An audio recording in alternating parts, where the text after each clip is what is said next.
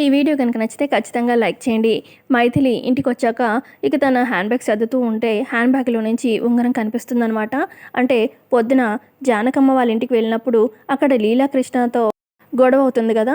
అంటే అక్కడ మైథిలి లీలాకృష్ణ దొంగతనం చేశాడు అని చెప్పి అందరికీ చెప్తుండగా ఇక లీలాకృష్ణ దొరకకుండా ఉండడానికి తన చేతిలో ఉంగరాన్ని మైథిలి హ్యాండ్ బ్యాగ్‌లో వేస్తాడనమాట.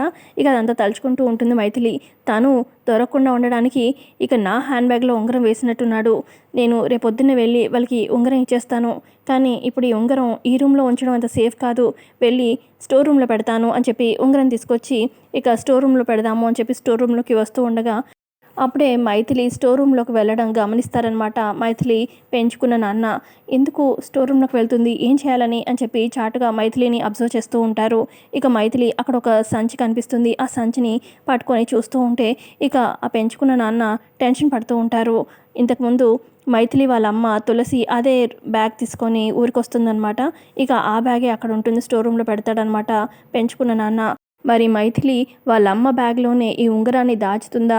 ఆ బ్యాగ్‌లో ఇంకేమైనా రహస్యాలు మైథిలికి కమింగ్ ఎపిసోడ్స్‌లో తెలుస్తాయా? కమింగ్ ఎపిసోడ్‌లో తెలుసుకుందాం.